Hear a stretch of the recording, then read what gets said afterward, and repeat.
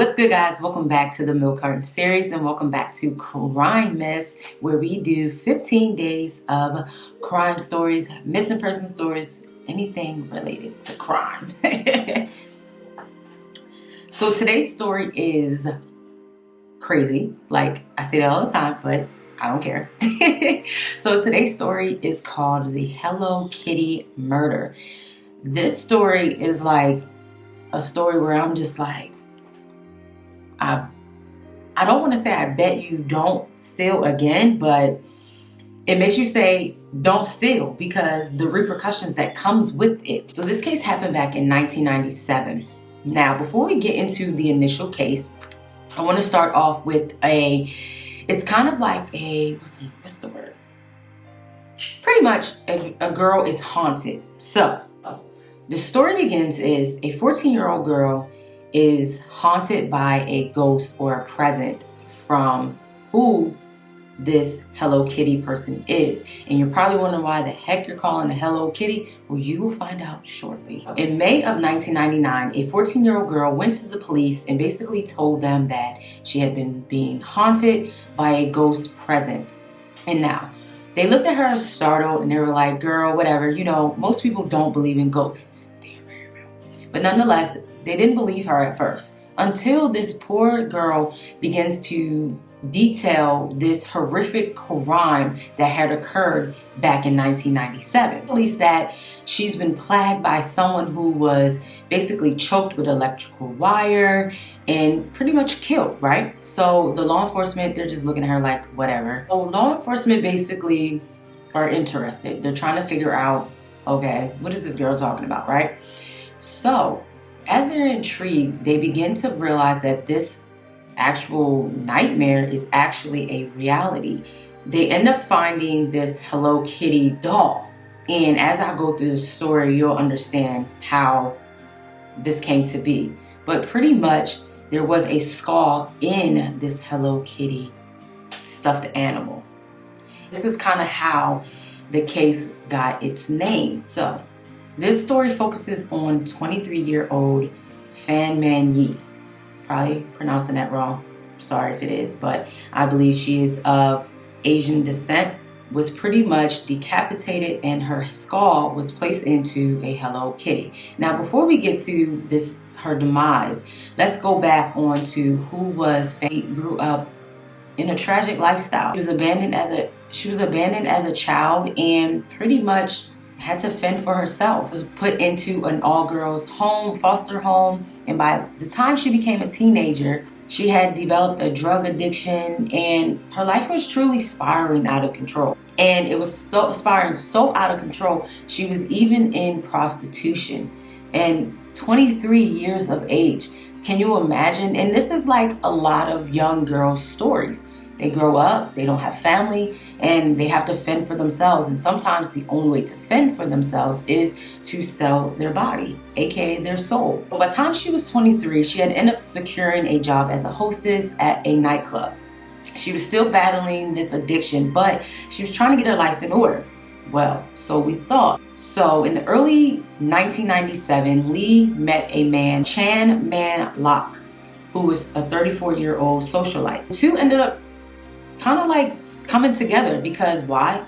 He was a pimp and a drug dealer, and Lee was, a prostitute, and she had a drug addiction. So they related in a sense. Now, this is where the story gets crazy. She became kind of like a regular for him and his henchmen.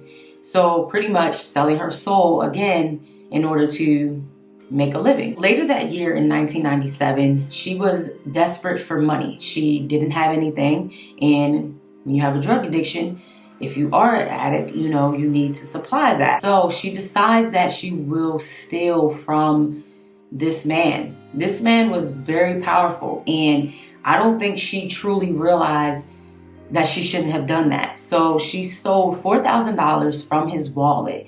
And they said that this was like the worst thing that she could have done. He caught on and knew that she stole from him.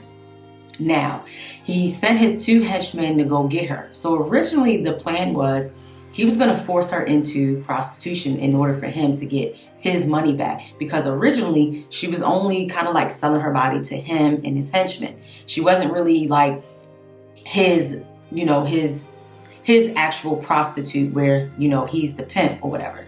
So thinking like, I can understand like her probably going after the money, but dude, a whole pimp and a drug dealer, I don't think I would be that bold. But you know what? People who have an addiction, y'all, and they trying to make a way, there's no telling what they will do. The drug lord and his henchmen begin to basically say like, this isn't enough. Prostitution is not enough for them. They want more. So they begin to torture her. For over a month, they burnt her. They beat her. They burnt her skin. They raped her. They forced her to eat human feces. And this is where the story gets crazy. I know I say that a lot, but it's so true. Like, I read stories and I'm just like, when you think it can't get any more crazier, it gets crazier. So remember the 14-year-old girl who basically went to the police? Well, she is actually the reason why the torturers were actually captured, because one, she also had a hand in this murder. This 14-year-old girl was actually, in fact, the girlfriend to the drug lord. 14 years of age, y'all. But they also say like, that's kind of like an exaggerated term for her, but she was probably most likely one of his prostitutes as well. One point in the girl's story, her name is Fong. She basically says that she walked in on the drug lord basically hitting Lee in the head over 50 times, and this is when she joined in. Though she just thought that they were doing this for fun. That's basically what she told law enforcement, but they don't really specify because she had a plea deal, so they don't really go into detail as to what she in fact had a hand in. But they do say she was or had a part in torturing Lee. So after a month of being tortured, the 14-year-old girl, realizes that Lee is dead. And it has been stated that she basically had overdosed. She had put something into her system. I guess she got her hands into it. But it's kind of like a biased opinion to say if in fact she died from an overdose, because she was physically abused for a month. That's 30 days of being abused. So most likely her body gave out on top of the drug. And they really can't determine, because the henchmen decided that they would in fact cut her body into pieces. As if dismembering her wasn't enough, they even like boiled some of her body parts in the stove, on top of the stove where they cook. And they thought that this would get rid of the rotten smell, and then they threw most of her body into garbage bags. So they decided to save her head for last. And y'all, they did the same thing. They boiled her head and they decided to stitch it on side. Put her boiled head, y'all, on top of this Hello Kitty stuffed animal, y'all. Like, who thinks of some shit like that? So the 14-year-old girl basically couldn't live with what had happened to Lee. It had gotten so bad that she was dreaming about the crime, the murder, and all of that stuff. And I bet it did, because look at how heinous it was and how bad they tortured that girl. You know, like, yeah, she was wrong for stealing, but my Lord. Law enforcement, they didn't know like what to believe, but when they went to this location, they did see like other Hello Kitty stuff, and they did find like some like body part trophies that were in this location as well. And law enforcement and the medical examiners were not able to determine the cause of death. That's why I say, of course not. I mean, you cut her body open, you know, you sawed her.